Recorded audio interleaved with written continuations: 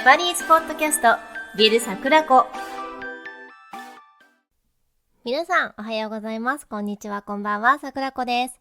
ジャパニーズポッドキャスト with 桜子を聞いてくださりありがとうございます。このポッドキャストは日本語を勉強中の方や日本に興味がある方へ向けたポッドキャストです。日本の文化や行事、食べ物や私の体験など、日本の日常を日本語でお送りしています。今回は日本の2月についてご紹介します。2月の2大イベントといえば節分とバレンタインデーですね。節分は基本的には2月3日ですが、地球の公転の関係で2月2日にずれることがあります。今年の節分は2月2日にずれました。節分はもともと季節を分けるという意味で、春の立春、夏の立夏、秋の立秋、冬の立冬のそれぞれの前日を節分と呼んでいました。しかし現在は立春の前日を指して節分と呼ぶのが一般的です。節分の日には鬼は外、福は内と掛け声をかけながら福豆をまき、季節の変わり目に生まれやすいと考えられた邪気を払います。鬼の面をつけた大人が鬼の役割になり、子供が鬼に豆をまくのが節分の風景です。福豆は2月3日頃が節分なので、1月のお正月が終わったあたりから店頭に並び始めます。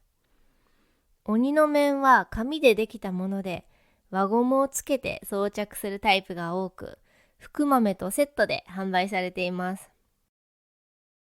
だいたい1升マスに入るくらいの量が1回分として売られていることが多いです。スーパーやコンビニエンスストアでは1回分の福豆と鬼の面がセットになったものが販売されています。業務スーパーなどでは大容量の福豆が販売されていることもあります。節分では豆まきだけでなく恵方巻きを食べる習慣もあります。恵方巻きとは太巻き寿司のようなもので、その年の縁起のいい方角、恵方に向かって願い事を思いながら無言で丸かじりするのが習わしです。恵方巻きの中身は様々で、海鮮太巻き、サラダ巻きなどがあります。食べている途中で喋ると福が逃げると言われているため、無言で食べきるのがルールです。しかし実際には美味しいなどと喋りながら食べる人も多いんじゃないかなと思います。私がそうなので。だから巻き寿司の長さを短くするなど工夫して食べる人もいます。家庭によっては子供が鬼の面をかぶり、鬼のパンツと呼ばれている虎柄のズボンを履いて豆まきを行うことがあります。鬼のパンツはいいパンツと歌があるくらい鬼のパンツは有名です。かわいい鬼の格好をして子供の写真を撮る家庭もあります。我が家は写真を撮ったりするために、息子は鬼のパンツ、娘は鬼のスカートを履きました。成長とともにそのズボンが小さくなっていくのを見るのも大きくなったなぁと感慨深いです。地域や家庭によっては大人が本格的な鬼の格好をするところもあります。子供の悪いところを話したりして、もうやっちゃいけないよ、鬼との約束だよ、みたいな感じで、良い行いをしようねって豆をまかれて立ち去るところもあります。SNS で上がっているのを見るのも面白いです。こういった本格的な鬼はトラウマになるパターンもあって、賛否両論がありますけどね。保育園や幼稚園などの行事のイベントでも鬼退治はあります。鬼のパンツの歌を歌って鬼が登場して新聞紙などを丸めたものを豆として退治するのです。豆まきでは豆を一部に投げるのではなく、家全体のすべての部屋に巻くのが一般的です。豆まきが終わった後は、まいた豆を年の数だけ拾って食べる習慣があります。そのため豆まき前には家をきれいに掃除しておくことが大切です。私も一生懸命家を全部大掃除してから豆まきを始めましたよ。次の日は豆があちこちに落ちていたり、踏まれてぐちゃぐちゃになっていたりするので、また掃除をかけるのが節分のセットです。続いてはバレンタインデーですね。バレンタインデーは2月14日で、日本は祝日ではありません。日本では女性が男性にチョコレートを贈る日として定着していますが、世界では事情が異なります。アメリカでは男性から女性に花とカードを贈るのが主流だと聞きます。羨ましすぎる。私はそこら辺の男性よりもチョコレートが好きなので、バレンタインデーは私がチョコ欲しいとずっと思っています。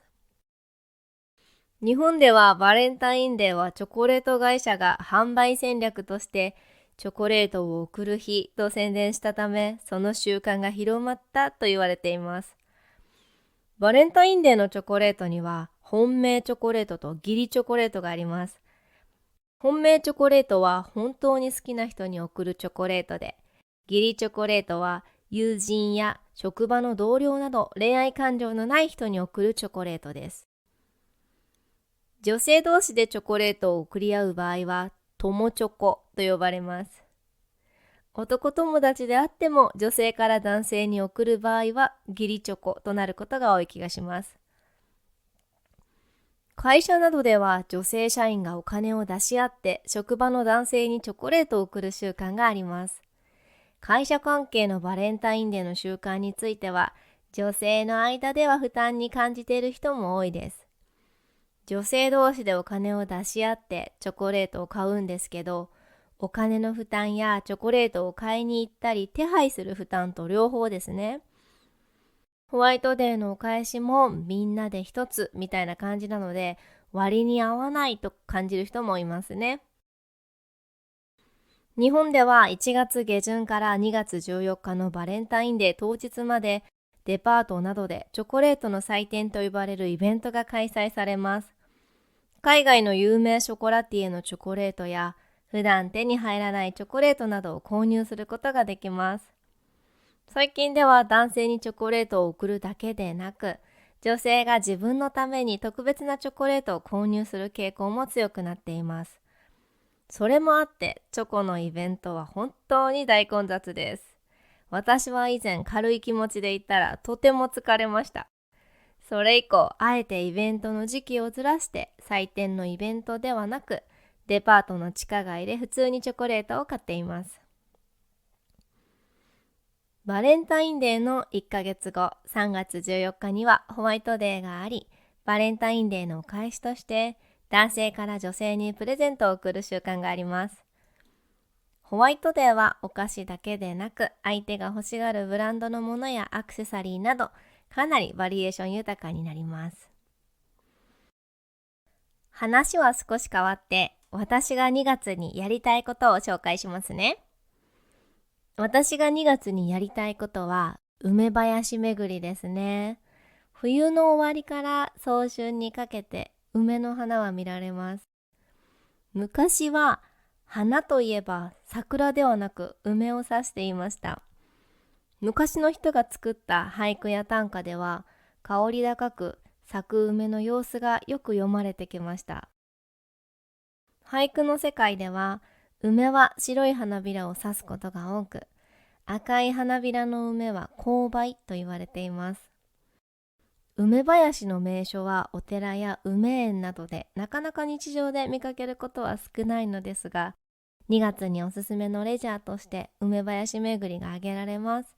私も梅林巡りをしてみたいなと思います。渡り鳥の観察も興味がありますね。冬になると渡り鳥が日本にやってきて季節を知らせてくれるそうです。多くの地域で見られるのはマガモで、冬の間はつがい、男女ペアで行動します。北海道や本州で見られるオオハクチョウは、暖かい季節はシベリアやオホーツク海沿岸で過ごします。あと、食べたいものはうぐいす餅です。うぐいすは別名、春告げ鳥と言われているそうです。春を告げる鳥ですね。うぐいす餅はうぐいす色のきれいな緑色のお餅で、縁をつまんでうぐいすの形に模しています。春の訪れを感じられる和菓子なので、和菓子屋さんに行ってうぐいす餅を探してみたいです。2月の家仕事として結露対策が必須になってきますね。2月は最も冷える時期と言われているだけあって、本当に結露が増えます。窓サッシの水滴も毎日拭き取ったり、換気を心がけてカビ対策をしていかなければいけないなと思います。皆さんの住む地域の2月はどんな感じですか？ぜひ教えてくださいね。今回のお話はここまでです。日本の2月についてお話ししました。チャンネル登録、グッドボタン、励みになるので、ぜひお願いします。いつもありがとう。最後まで聞いてくれてありがとうございました。次回のポッドキャストでお会いしましょう。またねー。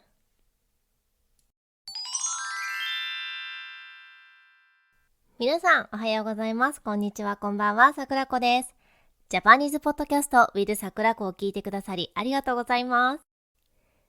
このポッドキャストは日本語を勉強中の方や日本に興味がある方へ向けたポッドキャストです。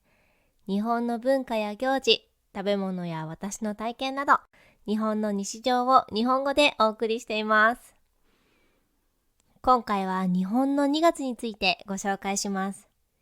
2月の2大イベントといえば、節分とバレンタインデーですね。節分は基本的には2月3日ですが、地球の公転の関係で2月2日にずれることがあります。今年の節分は2月2日にずれました。節分はもともと季節を分けるという意味で、春の立春、夏の立夏、秋の立秋、冬の立冬のそれぞれの前日を節分と呼んでいました。しかし現在は立春の前日を指して節分と呼ぶのが一般的です。節分の日には鬼は外、福は内と掛け声をかけながら福豆をまき、季節の変わり目に生まれやすいと考えられた邪気を払います。鬼の面をつけた大人が鬼の役割になり、子供が鬼に豆をまくのが節分の風景です。福豆は2月3日頃が節分なので、1月のお正月が終わったあたりから店頭に並び始めます。鬼の面は紙でできたもので、輪ゴムをつけて装着するタイプが多く、福豆とセットで販売されています。だいたい1升マスに入るくらいの量が1回分として売られていることが多いです。スーパーやコンビニエンスストアでは1回分の福豆と鬼の面がセットになったものが販売されています。業務スーパーなどでは大容量の福豆が販売されていることもあります。節分では豆まきだけでなく恵方巻きを食べる習慣もあります。恵方巻きとは太巻き寿司のようなもので、その年の縁起のいい方角、恵方に向かって願い事を思いながら無言で丸かじりするのが習わしです。恵方巻きの中身は様々で、海鮮太巻き、サラダ巻きなどがあります。食べている途中で喋ると服が逃げると言われているため、無言で食べきるのがルールです。しかし実際には美味しいなどと喋りながら食べる人も多いんじゃないかなと思います。私がそうなので。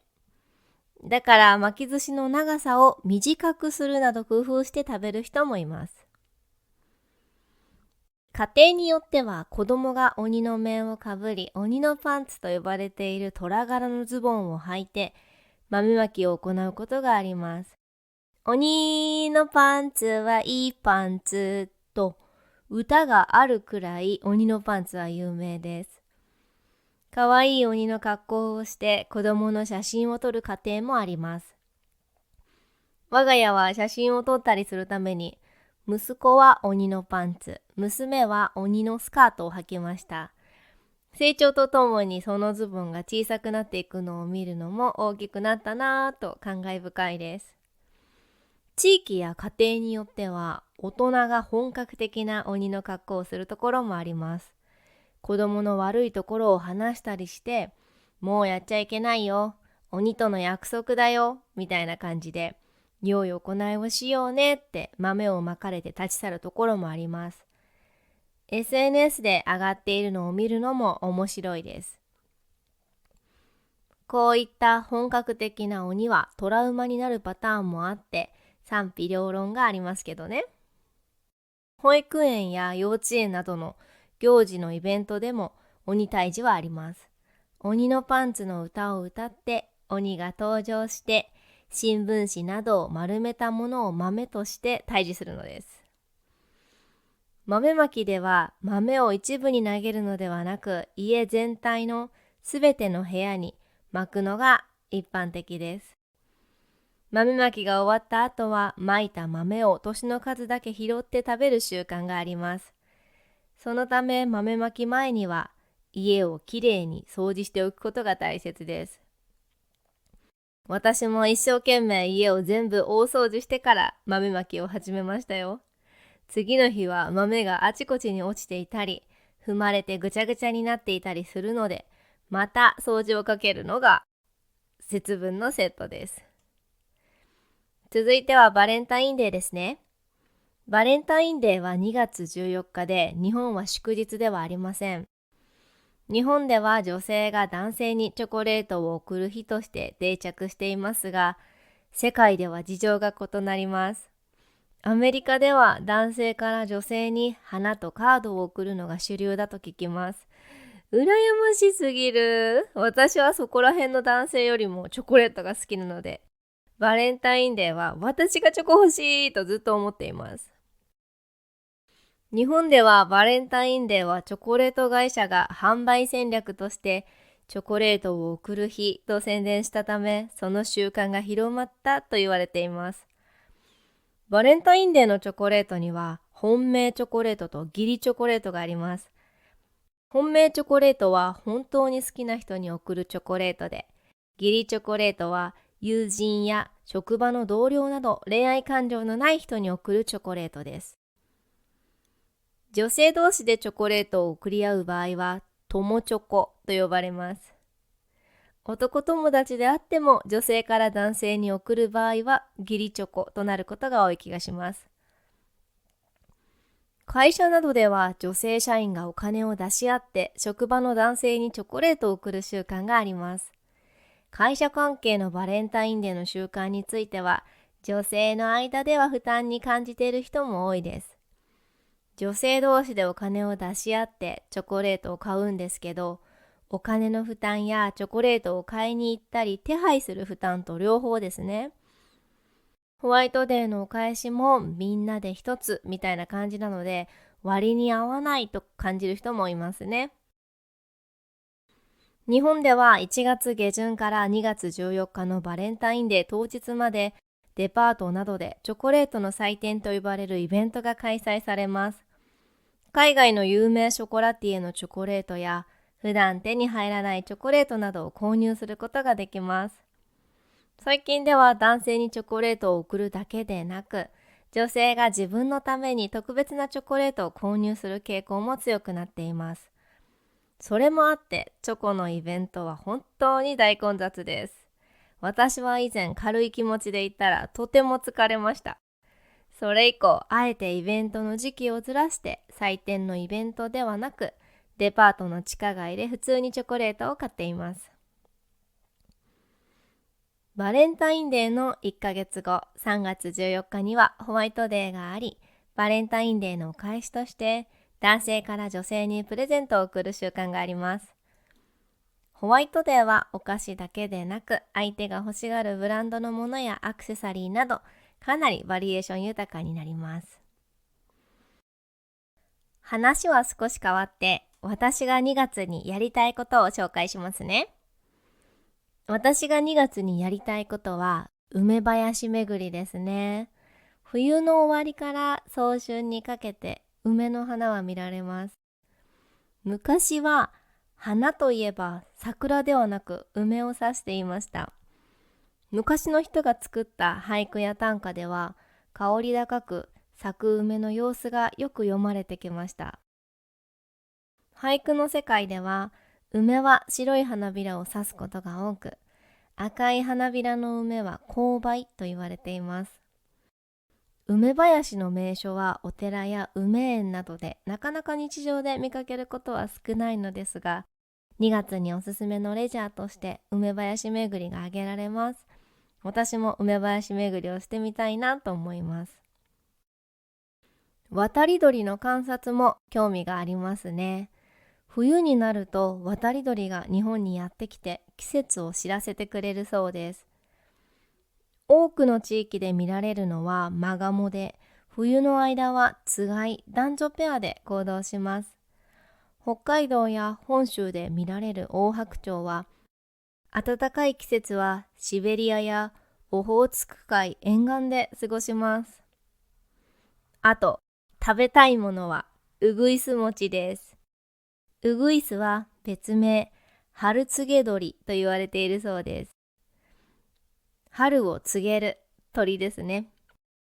うぐいす餅はうぐいす色のきれいな緑色のお餅で、縁をつまんでうぐいすの形に模しています。春の訪れを感じられる和菓子なので、和菓子屋さんに行ってうぐいす餅を探してみたいです。2月の家仕事として結露対策が必須になってきますね。2月は最も冷える時期と言われているだけあって、本当に結露が増えます。窓サッシの水滴も毎日拭き取ったり、換気を心がけてカビ対策をしていかなければいけないなと思います。皆さんの住む地域の2月はどんな感じですか？ぜひ教えてくださいね。今回のお話はここまでです。日本の2月についてお話ししました。チャンネル登録、グッドボタン、励みになるのでぜひお願いします。いつもありがとう。最後まで聞いてくれてありがとうございました。次回のポッドキャストでお会いしましょう。またねー。